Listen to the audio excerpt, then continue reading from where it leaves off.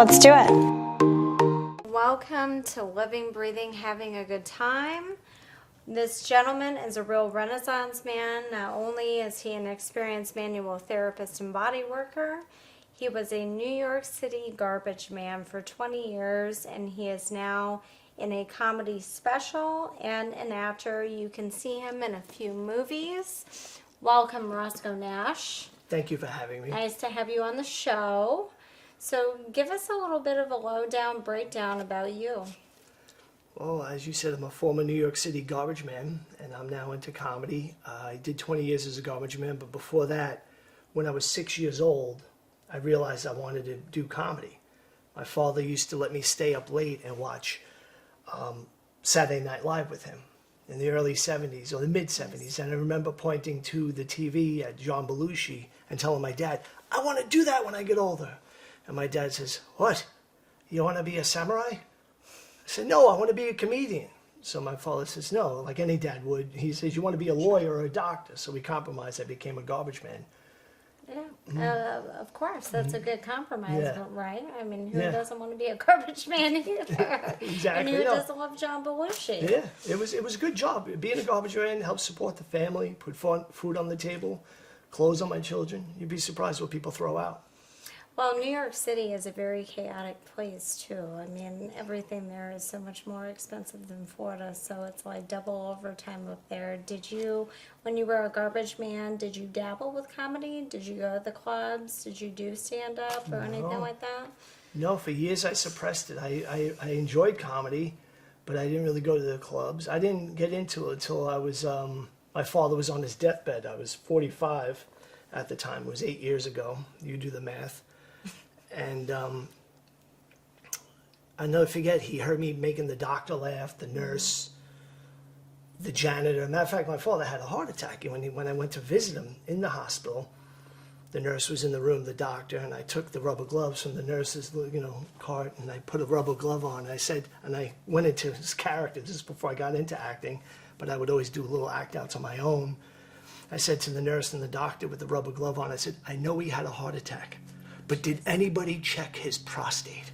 And I put my hand under the towel, the blanket. I started tickling his leg. He was laughing. And then when everybody left, he says, you see what you did? I see you making everybody laugh. He goes, do what you always wanted to do. And I didn't want my regrets to outweigh my accomplishments when I'm his age, because he told me a lot of regrets he had. One of them was having me, but that'll be the next episode. No way. Yeah, so that's basically it. That's when I got into it, not until late in life. So that was a real pivotal moment for you. Yeah. And so, besides you going into the whole proctology and making everybody laugh, I met you, actually, when you were doing stand-up comedy. Yes. And you couldn't tell from the audience whether I thought you were funny or not. You just kind of, kept looking at me like, does she really like me? Does she not? And what's going on with that woman out there? Totally. When she was in the audience, everybody's like this. This is here.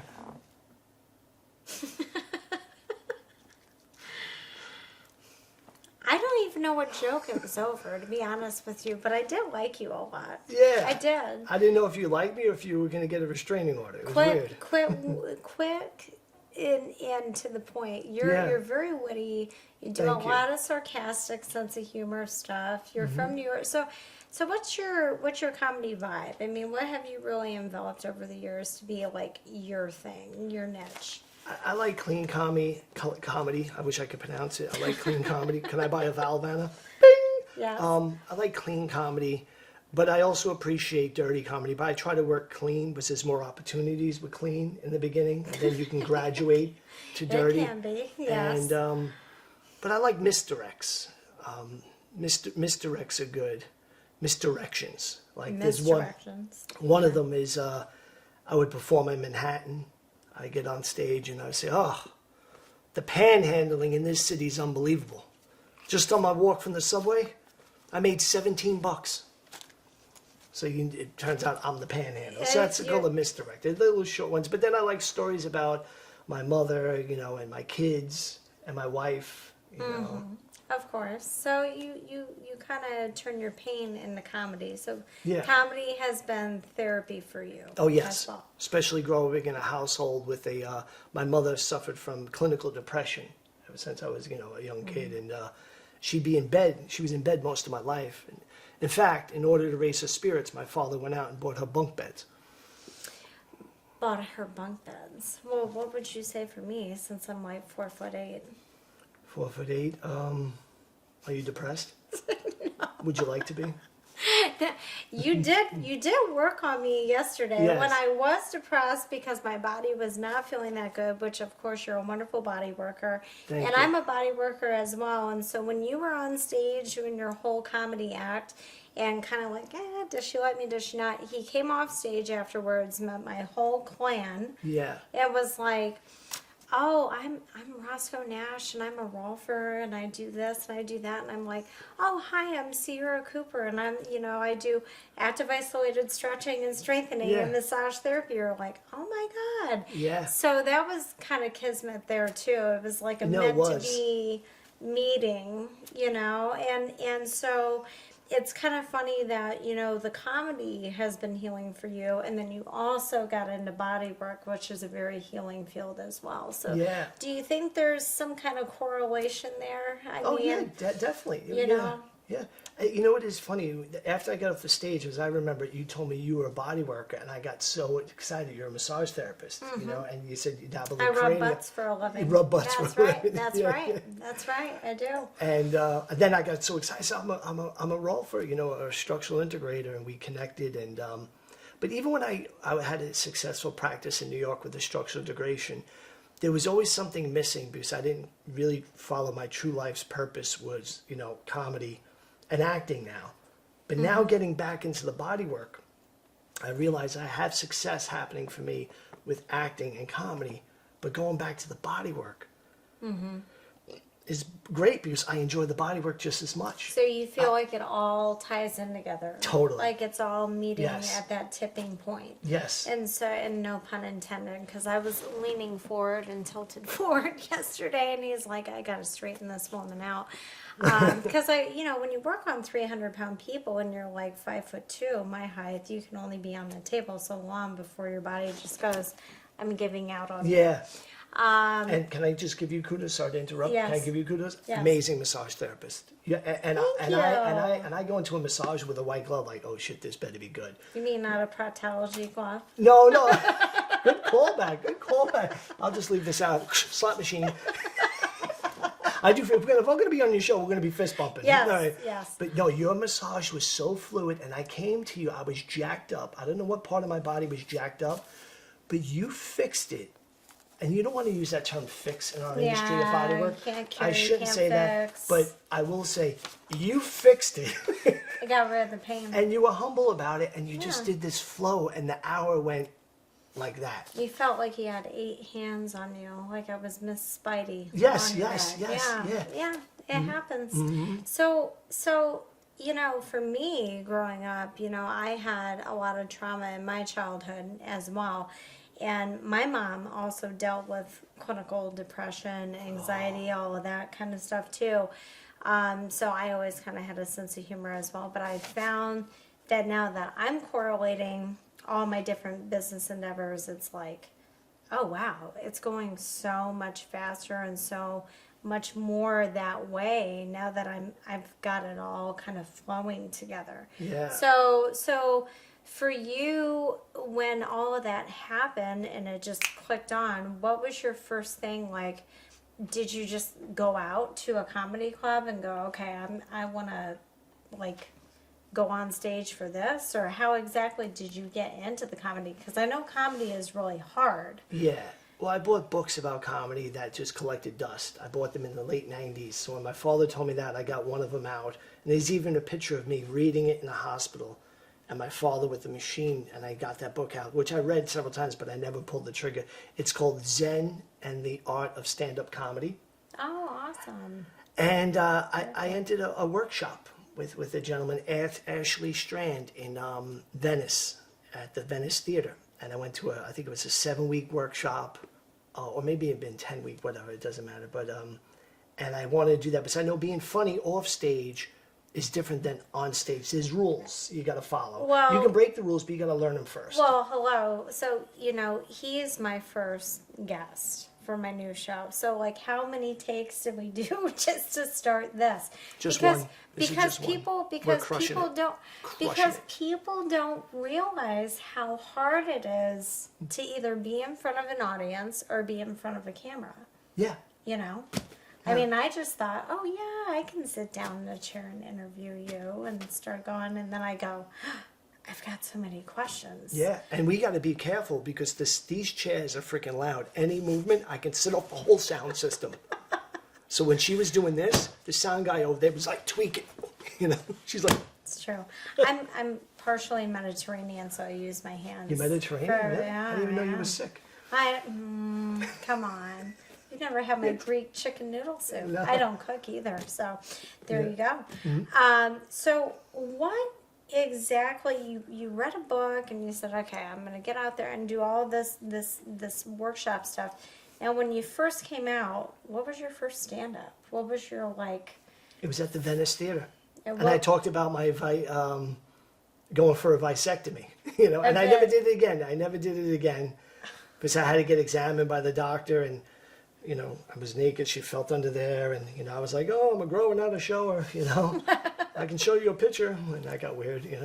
Yes. Yeah, but then after that, I went clean. I don't do any dick jokes or anything. I try to keep it clean. That was my first set. Had some innuendos and stuff like that. But after that, Did you get good feedback? oh Or yeah, did yeah, yeah. yeah. It was a supportive crowd. It was people that know you and everything. But then I went up to New York, and I would go to do open mics. You do an open mic in New York in front of other comedians who want to can't do the imagine. same thing that you want to do. They're not laughing. But when you do get them to laugh, you earned it, because so you have to be. You just got to grind. And I actually took a workshop with McCurdy's comedy club in Sarasota with Les McCurdy and Ken Sons. Ken Sons said this, and I love him for it. He goes, if you got an uncle and you're talking about your uncle, don't say what your uncle said. Become your uncle. Become your uncle. th- That's do- good advice. Do the act outs. And Yeah. the act outs from comedy wet me, sorry. I work clean. Got me excited to really get into the acting. I dipped my toe with those little act outs. And then I went up to New York, and I worked with Rick Crome out of the Comedy Cellar. And he had a workshop, and he told me one day, we were working on an act out, and he says, you should really pursue the acting. So then I worked with Joanna Bexon, who trained Brian Regan, Dave Chappelle, Dave Chappelle, Bill Burr. he's funny. Bill Burr's yeah, great. Yeah. She's their acting teacher. I worked with her. So I thought we were going to be doing comedy scenes, and she did all these dramatic scenes. She gave me, dramatic scenes, and So you never saw yourself as a drama queen or dramatic? oh, I'm Like, you're just- definitely. If you know me, I'm dramatic. Totally. So did you go, wow, this is hard, or it just came to you? It just was like, it just flowed. Like, I mean, because to me, that's like, I've watched some of the stuff you've texted me, you've sent to me, and I've watched those like explosive anger scenes, and I'm Yeah. like, how do you get in that mind frame to go, oh, I'm gonna kill somebody, or I'm gonna, like strangle my 16-year-old son that doesn't listen to me? What? That's a brilliant question, and the way you do that, I love that question, because you don't pretend. What I do is I look for something in my life. I had to play a racist redneck in a movie, and I had to throw a woman against the fridge, and I had to have rage. So what I did was I created an imaginary circumstance. It's from Meisner Acting. I pretended my daughter, who I love so much, was kidnapped, and these people knew where she was, and she wasn't telling me. Now it seems like, well, how could you get into that? What? You know it's not happening. If you keep thinking it's happening, and you psych yourself up. I threw the woman against the fridge. It's on IMDb, that clip. If you want to go to RoscoeNash.com, you can then see that clip. And when it was cut, I was me, like this, quasi soft spoken. So bipolar. Yeah, It's just bipolar. like, Thank you. yeah, Yeah, there you go. yeah, bipolar. exactly. Exactly.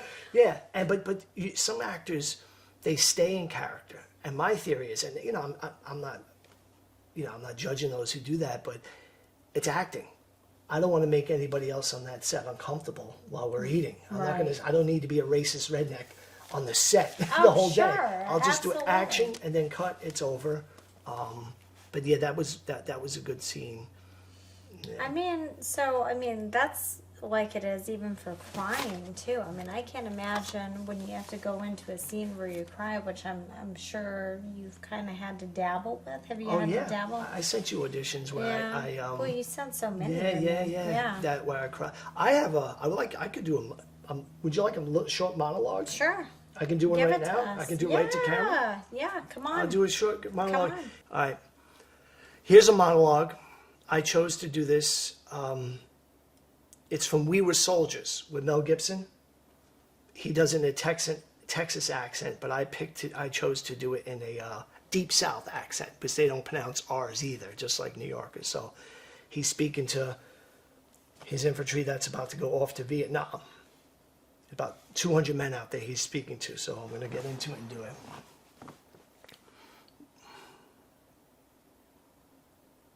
Look around you. Here in the 7th Cavalry, we have a captain from the Ukraine, another from Puerto Rico. We got Japanese, Chinese, blacks, Hispanics, Cherokee, Apache, Muslims, Jews, and Gentiles. All Americans. Now here are the stakes. Some men in this here unit may experience discrimination for the race or creed. But for you and me now, all that is gone.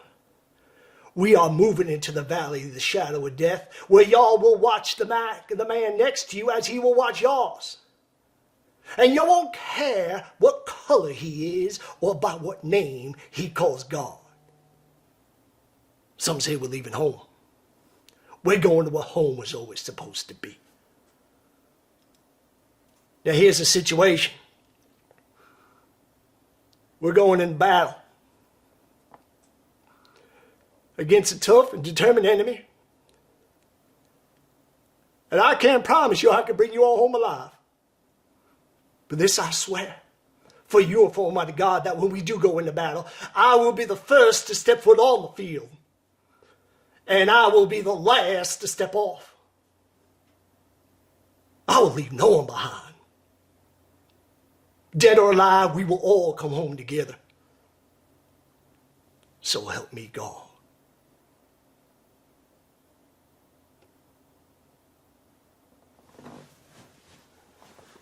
And the Oscar goes to. Thank you. That's crazy. So, I mean, I just have to ask you, does this like wear you out? I mean, it's gotta like sometimes emotionally wear you out, right? That's a great question. Yeah. Because you're stepping into all these acting roles and you have to, I mean, like I said, it's almost like being bipolar, Yeah. coming out of your body and going into a completely other person. So does it zap you at the end of the day? It does. And I'm going to give you can I give you a long-winded answer on that? Please. My father and I used to watch movies, but he hated actors. And rightfully so at times, because they lived in their bubble and they gave their views, even back in the 80s, their political views on things. He goes, you live in a land of make-believe. They just spit out lines. And if my father was alive, I would tell him. Now, I'm a blue-collar guy. Before I was a garbage man, I worked in a moving company. I always did physical labor. And when these actors make it, and they finally get the big paycheck, like Anne Hathaway or Russell Crowe or whoever, and they go, oh, these people are overpaid. I know behind the scenes now, they did so many auditions and they ate so much shit to get there that when they do get that big payday, it's like residual for all the work they did. And they get so much rejection, there's a lot of rejection. Right. So it does drain you a lot, but to take on the fun part is actually doing the work, and I like the preparation. Like I learned that monologue 2 years ago. It's still in my head. And when I do auditions, I get completely off book, but then I can go into the character. I don't like to cheat. And a little secret behind me, I can't really read out loud that well. You can probably tell from just listening to me. No, what's those lozenges? It's slippery elm. Yeah, No. it works. No, but no, to track, I don't have dyslexia, but to track lines, if I was to read, so my job is to just get off books so I don't have to cheat and try to track a line. Like I have monitor, sometimes for some commercials I'll do a monitor, but even then I have to get off book. And Are you really dyslexic? not dyslexia, I have a tracking thing. That, I forget what it's called. A lot of Irish Okay. people have it. I think it's called dumb. And Too bad nobody saw like our little dance before we actually sat down and like started talking. And I was joking. I am part Irish, but the little like shaking the legs. I'm like, Oh, yeah. man, I gotta work on that. yeah, we did this thing to get ready for the show. We do. It's called Crazy Eights. My kids do it too before tests. It's great. You can do it before a date or on a date. But Date. They yeah. they might leave. I'm just saying. If Yeah, you're on a no. date with somebody, you start doing they it. Maybe might you want run. them to leave. Next date you're on, if you want them to This be out, is true. start doing that. This is Yeah. true. This is true. But yeah, no, it is exhausting at times. But my thing is like, and I'm not saying blue collar work or any other type of work isn't hard and isn't noble. But the actors get a lot of crap. Oh, they just spit out lines. It's a lot of stuff. Like every audition, I get off book for 3 pages. There's a chance of getting it maybe 1 out of 100. Yeah, and so Yeah. I mean, it's crazy too to think about how much you have to memorize. So you have a photographic memory? No, no. I learned different techniques to write it over and over again, say it. I put it on Line Learner. I listen to it, say it. Then I think of little visuals to connect. You know. Yeah, so all the other actors out there that are just starting out, maybe take that as your little like repetition. Because I know I learned by doing a lot of hands-on repetition. Yeah.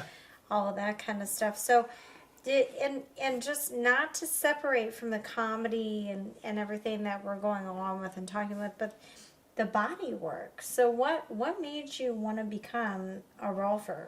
Like 20 years ago, was it because you were a garbage man? You hurt yourself? I mean, was that it? Yeah, I mean, you okay. got it. Yeah, I hurt myself on the job, and I got into yoga, and I went out to Bikram yoga training in LA, and while I was out there, a guy came in and did a lecture in school about rolfing.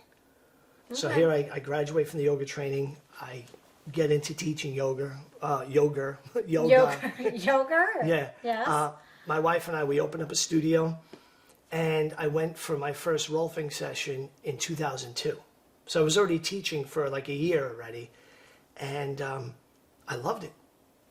And I said, I went for another series. There's a 10-session series you can do, and then you wait some time, maybe a year or so, and you can do it again. I was doing them back to back. I get Hey, obsessive. after you worked on me last night, I was like, when's our next one? Is Yeah, it yeah, yeah, Tuesday yeah. and I Saturday? think you're the same way. Because you get addicted. You Yeah. get really hooked. But So- what's good about it is like, and then after I take most people through the series, then I refer them to a massage therapist to maintain it. But I got into it because I felt my head was over my body. I was already doing yoga for several years by then, and yoga's great, but there's certain areas where you get stuck and you need hands in there. Let me ask you, Bikram, so you did hot yoga. Yes. Okay, so that's what Bikram is? Yes, I take Bikram it? yoga, yes. Okay.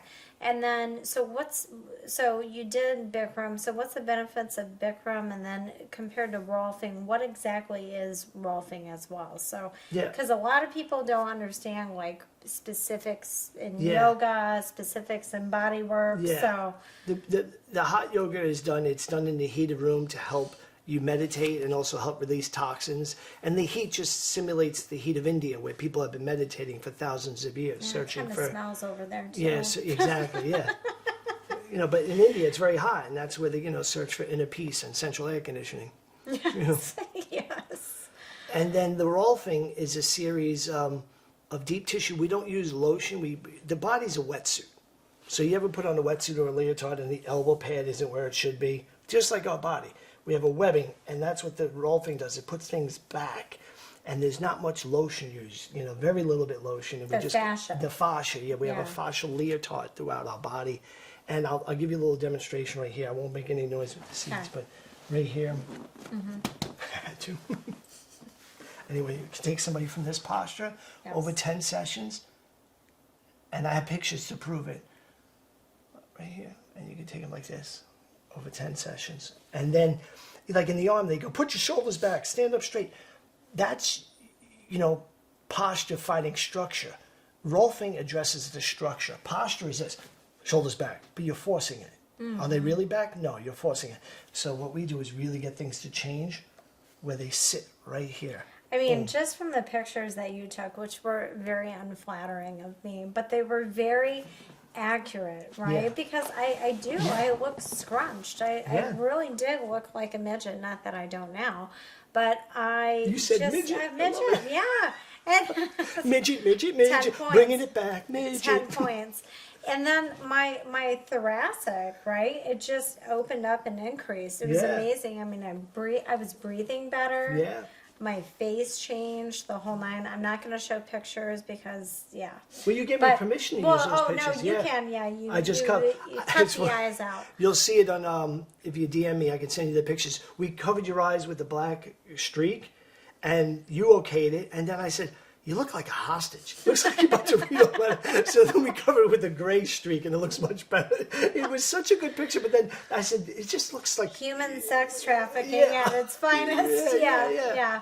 But no, you're a great client to work with because you didn't transfer from the pain from one part of your body. And the first thing I do when I worked with Sierra, I said, I had my hand on your collarbone right below your clavicle, and I was working. I said, just for the sake of it, say the word stop. She said stop, and I stopped to empower her. Because rolfing and structural integration gets a reputation of being really painful. Well, it was crazy. So I put you in charge. Yeah, and it was really crazy too because you would hit these points that I had no idea where I was so tight, and it was like, whoa. Yeah. But it was great because, like I told you today, after pounding the water last night, I mean, I was not sore. I felt great. I slept great. Yeah. It was amazing. So my body does process. I do want to fix myself. So And you're not broken. You're perfect the way you are. But we're going to enhance you. And what did you do? You put those flip flops in the bonfire, right?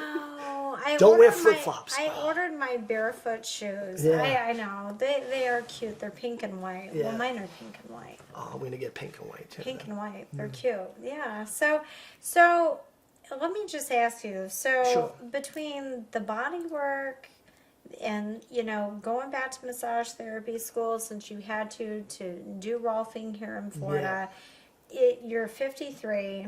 I mean, you're just doing all this stuff, so you're an endless student. It's like you just keep learning and keep going and keep evolving, and that's really inspirational because I know a lot of people, they get set in that mindset, oh, I'm 25, I'm out of college. Yeah. Like, this is what I'm doing. So you keep reinventing yourself all the time. And the best part of all this journey is my kids are witnessing it. They watch me become a Absolutely. comedian in front of them. They watch me become an actor. I was a body worker before they were born. They see me starting that again. And like Sierra said, I had to go to massage school again, even though I had thousands of hours of rolfing training, over 1,000. I had to get licensed in Florida. So I found a great school, Essentials massage school in Sarasota, that honored some of my hours, so I didn't have to do 500 hours, whatever. That they gave me credit for the transcript being transferred over, and it's great for the kids to witness it. My daughter's an A student now. Oh, that's awesome. So is mine. Yeah, awesome. Yeah. Hard work pays off. Heck yeah, absolutely. It feels so. And my son's, he's always been, an A student, but she struggled to get B's, and now she gets A's. And when I give them reports, like I'm going to graduate from the Essentials Massage School, and they're going to come, and when they say to me, "I'm proud of you, Dad," That's awesome. it feels great. Yeah. Because it's happening right in front of them. And I tell them, you just don't have to be one thing in life. You could put a few different pans on the burner. Exactly, Yeah. and you can do it all at the same time, like I'm doing too. You yeah. know, whether it be with my networking, my franchise, this, all of that. That's awesome. So, you've really kind of been a healer all your life, right? And so with what you went through, though, becoming all these things and the hurdles, have you ever found yourself? Because I know a lot of people do, and I know I have. You kind of find yourself in this bubble sometimes where you put so much on your plate and then you go, oh my God, I'm overwhelmed. Yeah. And then you step back and you go, okay, now I need to slow it down. I need to process and then get back into it so it flows a little bit easier. What makes a person like you put so much on their plate and try to do it so well? What would you say to the audience today that is looking to do multiple things? They're scared of doing multiple things, and then they go into it and they get overwhelmed. What would you say to them to do? What would your advice be? I would say first off, Google imposter syndrome, because that's what everybody goes through with anything that you choose. It's that little voice that says, you're not a body worker. You're not a yoga teacher. Who are you to be a comedian? You're not a So I would Google that, read up on, imposter syndrome so you can have a handle on that. And as far as never give up that thirst. And there's so much time wasted and multitasking. I definitely have ADHD. But Oh, I do too. Yeah. Oh, I know you do. Thanks. Chad, don't agree. See, I was like, oh, I like your shirt. Look at that butterfly. Yeah, squirrel. Yeah, I know. But I would say I use my ADHD as a power, as a superpower. Yeah, I'm I would have to agree with that. Yeah, I use it as a superpower. And I could do, I'm studying for the MBLEX test. At the same time, I'm watching YouTube videos on things that I'm interested in. And I'm also doing these practice tests. I'm taking both things on at the same time. And then even during my anatomy class with Dr. Frank over at Essentials Massage School, I have a picture of me getting off book on my iPad, right, of an acting scene I have an audition for that night. And now Dr. Frank is pointing to the pancreas and telling us about the pancreas and how it, the hormones, whatever, and everything. And I'm literally getting off book for an acting scene. I'm going to do an audition and learning anatomy at the same time. And it's not even a struggle. And I'm not bragging about that. It's just... It's what smart people do. It's ADHD. You use it as a power tool instead of making videos and it's going, oh, I'm a victim. Exactly. I think I wanted to say some of those key points because you see so many people that are addicted to Adderall or on meds and and it's suppressing some of these key elements that are ingenious. I mean, when you have to agree, you kind of got to have that to be a comedian. I mean, do. Totally, yeah. Comedians are nuts. We're all nuts. Yeah. You're all nuts. Yeah, I would have to agree. So why do you think some people when they come out of trauma too? Because I know I came from a traumatic childhood. I had good and I had good and I had bad. And then some people have those resilient genes and then they just push through and they do all these wonderful things. Yeah.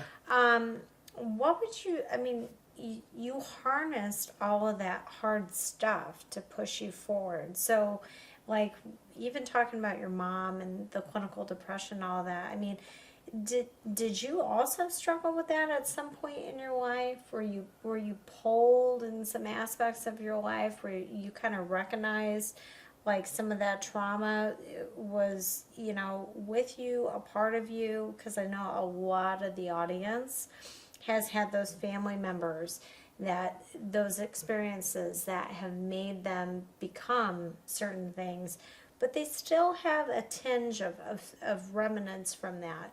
So a lot of professionals like yourself, talking about John Belushi, Jim Belushi, all those guys, right? He died of a drug overdose, obviously. He's dead? He died? No, John. I meant Jim, the John. Yeah. He died of a drug overdose, or Robin Williams, I know he had a Louis body, but, he struggled with addiction and stuff, and even when he did all these incredible things as a comedian and with his fame. So how would you say to people, too, to kind of hone all of that in and kind of structure that to use that in the right way, too? That's a really broad question. Yeah. It's really broad. Could you repeat that? No, don't. It would take too much time. No, well, I struggle with it. I'll tell you this, though. I do the body work now, and I'm answering your question. Mm-hmm. And the body work, when you help people, and like when I helped you last night, I'm still high from that. And I don't mean high in a self-serving way, like, but there's a dopamine hit and a serotonin hit you get that just keeps you even keel. When I open up for Frank Caliendo, I do theaters with him sometimes, I do casinos, 1,800 people, I get an applaud break, a lot of laughs, I do the writing, I do the work, it happens. When I go back to the hotel, I feel great. I'm high in dopamine. Next morning, I'm good. Around 2 o'clock in the afternoon, the next day, and I called my wife a couple of years ago, and I go, Interesting. my heart goes out to all those comedians, Richard Pryor, Sam Kinison, John Belushi, Chris Farley, all these comedians that got addicted to drugs. I'm not condoning it. I'm just saying, when you go from up here to down here, and I always find a pool wherever I travel. I find that's my high. I sit in a sauna and I do things, and I tell my kids too. I tell my son, don't do drugs, but I give him options. Because I said, life sucks. It's like sometimes True. life's a freaking Very bowl. true. It's a bowl of cock sometimes. Excuse my language, or a bowl of rocks. And Yes. and that's a new cereal now. Actually, it's right next to Cheerios. Bowl of cock, but instead of just saying don't do drugs like my parents did, I give them options. Go for a swim. There's going to be times where life is horrible. You wake up, but you can change your mood by doing things. So that's what I do when I do comedy. There is that drop off, but with body work, because I did both. I did the Pepsi challenge. I did both. I'm an actor, performer, comedian, and a body worker. And the body work is nice, even keel. I agree. You don't with get you on applaud that. breaks, really. Well, maybe sometimes Yeah, you do, maybe. right? Yeah. And the other thing I don't like, and we didn't do it with the What? body work, is those damn happy ending jokes. If you know a massage therapist, don't do the happy ending jokes. No. Happy, That's so it's so unclassy. hack. It's so awful. It's so hack. Yeah. And it should be a happy ending. If you're going to do it, do a happy beginning. Go somewhere and go, let's start this shit off right. All I know is I floated right off the table, Oh, and yeah. with rolfing, it is different from massage because you don't get undressed. I mean, you're in Yeah. yoga pants, you're in a sports top, Yes. and literally, you can feel it's different than deep tissue. Yeah. It's so dramatically different. Yes. And as soon as you get off at the very end, you have me walk around and kind of get my brain to process the structural integration and the Yeah. difference that we had. And I was like, wow, he can use this in his comedy too, because he watched me walk in and with my hip imbalance and the whole nine, and you just watched me float. It's Yeah. like you said I had a sachet Yeah. about me. No, you So- did. And it's funny you said the first time we met when I did that comedy show, you said you're a massage therapist. I said, I'm a rolfer. And you asked me, you go, how come you didn't talk about rolfing on stage? And the reason is, Yeah, it's so intimate. It's one-on-one. It's client confidentiality. true. And I talk about my kids in a good way. I always get the pie. I do self-deprecation. Bad dad jokes. I talk about my kids, my wife, my job, yoga even, but I won't talk about the body work because it's sacred. Not that my daughter's not sacred. They're all sacred, but oh God, I just buried myself right here. No, cut. No. But my point is, I want somebody, a viewer, to know that if they have a session with me, it will never, because it can't be legally, but it won't be, because I can always change someone's name. It's just, Right. there's funny things that It's a happen HIPAA in law. our business. Yeah, oh. So just to respect, I don't do any jokes. I may do jokes about anatomy. I may talk about the heart. I'm looking into starting to write about things, anatomy things that, like, sometimes what I do is, in the front row, there'll be a guy sitting like this at a comedy show. And Louis C.K. or Orny Adams, they'll make fun of him. Like, look at the guy with the crossed arms. They'll get on you. A lot of comedians do. Yeah. I let that comedian, that audience member sit like this. And my job is to get him to drop and smile at me like he wants to play in the sandbox. And now what I do, I point out. Sure. And now I do point out. I go, sir, most people think that's, confrontational. But I know the anatomy from yoga. I don't bring up the body work. That you're actually not confrontational. Your shoulder girdle is out of alignment. So in order for your shoulders to feel comfortable, you put them cross-armed. So you're not confrontational. You're just broken. Oh my God, that's great. And it gets a That's big, like, you're hilarious. just broken. And, that's the only thing. But I want to do more, maybe writing about, anatomy, try to make it Well, relatable. that's the next, the other question I was going to have for you, because I'm writing a book and I'm on my last chapter, actually half a chapter. I just got to finish it. So you are a writer in that way. I mean, you do want to write on that. I mean, what about? Do you want to help other comedians? No. Is there some? No, It's all I do. good. I help a lot of comedians. Yeah? Yeah.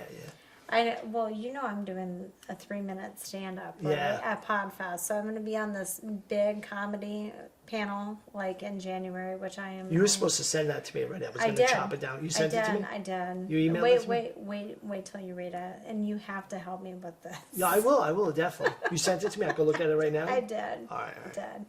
So just we got a quick few minutes here, so. Just to recap, so you had some struggles, had a good childhood, had a mom with depression, had the comedy, had the garbage man, had the body work, had the acting, had the So, what other things are you gonna endeavor upon that we don't know about? Because there's got to be something that I don't know about you. There has to be something that I don't know about you. Emmett Hutchins was Ida Rolf's first teacher, and when he was working on my throat in Kauai during my structural integration training, he was deep in my throat, very very conscious, very deep in there, and he said to me, "You have a singer inside you that's trying to get out." But I can't sing for shit. Do you do karaoke? No, I can't read. Okay. You should have seen me try to do karaoke the other night. It was hellacious. Oh, it was so bad. It was I so never even bad. knew the word hellacious existed. I made it up. That's Okay, great. I love it. That described me with my Hellacious. 3 friends. Oh, it's hellacious. The guy in the back, he kept looking at me primarily on stage like, "Oh my God, no, get her off. It's okay. Yeah. She doesn't know the words. She's trying to mumble them or do Yeah. something, Singing, I have a huge rapport for it. I give it to people that can sing because it's so different. It just, like, the closest thing to feeling of singing is doing that monologue where I can express emotion verbally, but I can't. So my daughter can sing, my wife can sing great. My son. I think I can sing great in the shower. I'm Yeah. just saying. I mean, Exactly. Everybody that's me. sings in the shower. Yeah.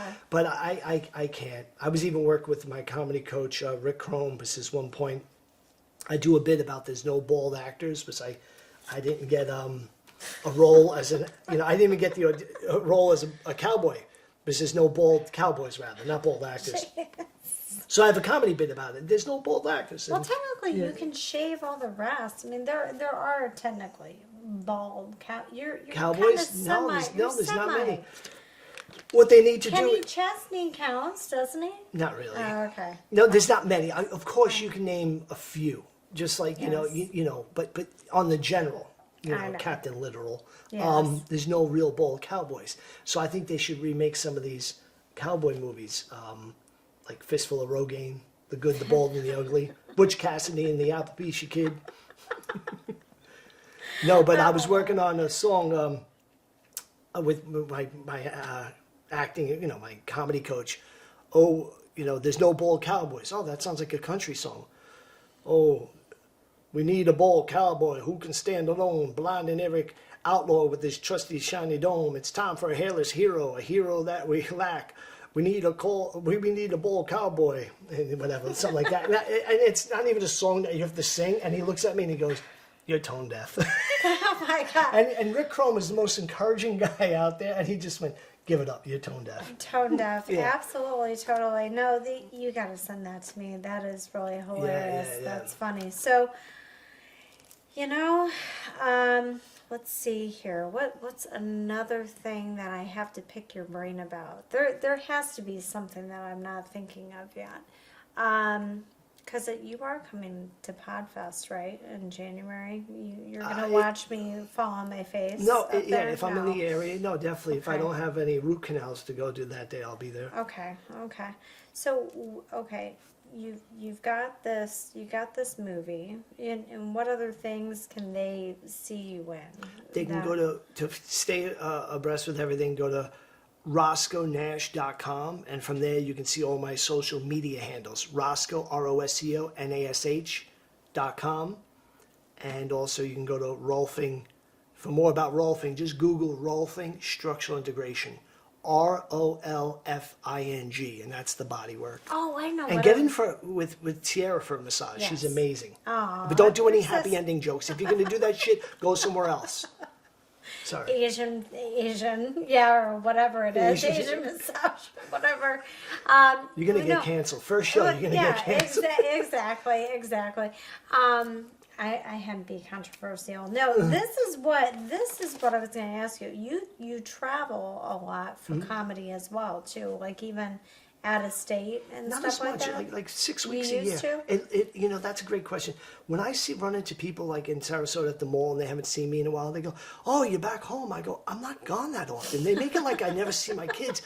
Do the math. There's 52 weeks a year. I'm gone 6 to 7 weeks. A lot of the stuff I do is fly out, shoot, come back. And if I Yeah. book more, I wouldn't see my kids more. The more successful I get, I guess I won't see my kids, but. Well, what I was going to ask you is, where's like your favorite place to travel, and what's the most hilarious thing that's ever happened to you traveling? Because I can't even imagine that with you. Our traveling favorite Yes. place. Yes. Arkansas? No. No, Arkansas was nice. I like most of I like the Midwest. I do like. You do? I'm from Ohio. Ugh. I like Minneapolis, and when I got to Minneapolis, I'm with Frank Caliendo. Okay. And I love I nerd out on old sitcoms. Like I went to the Brady Bunch house. I grew up in Queens, so I wasn't too far from the All in the Family house. So I went and I searched in Minneapolis That's fun. the Mary Tyler Moore statue.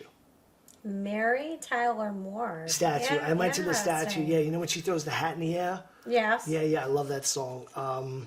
We would play it, but we don't have the musical rights.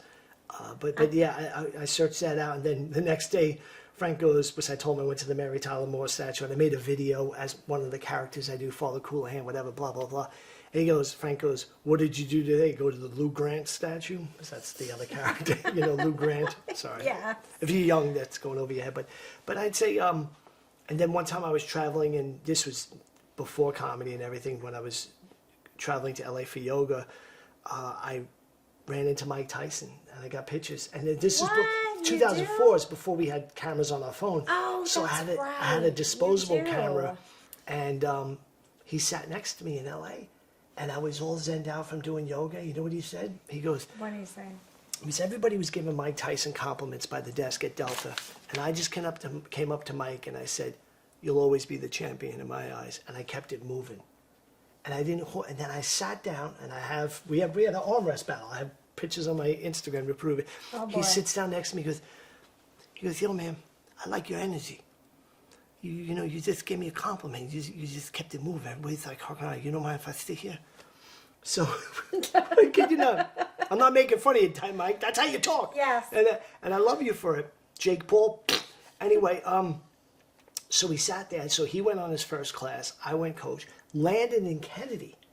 And then we had Kennedy, the airport's huge. Yeah. He saw me in Kennedy. He walked up to me and we talked. We talked about Robin Givens. He talked about everything. I didn't ask him these questions. Wow. He brought up, Robin Givens That's and all these amazing. things. And he's really a gentleman. Yeah. And when he shook my hand, he even did my wife picked me up. I said, "Yo, get here." Mike Tyson said, he did a slight little bow. He was he's such how I could give him a nice. freaking hug. I have a man crush on that guy. Man. He's a real soft-spoken gentleman. Well, good to know he's not going to use a left on you. No, definitely, no.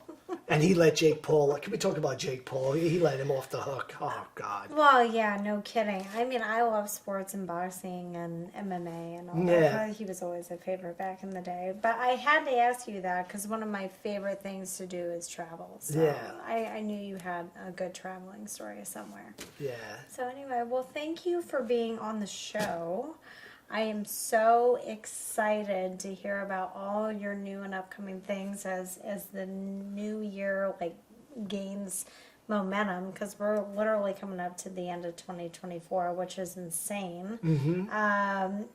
Yeah, I can't wait to actually see you in a show sometime, and I promise I'll laugh. Yeah. I promise. And not stare at me like You that. Yeah. you won't have No, have thank to you. guess. Thank you for having me, and I love this Yes. setup. This is just beautiful, man. Oh, I picked I mean, it I hope I out. don't get poison ivy, but it's been great. My magnolia trees. Yeah, yes, it's they're going to absolutely- reach out to you. But thank All you right, for having well, me, hey, and Elsa, yeah, thank take you. care. Yeah. Have a good one.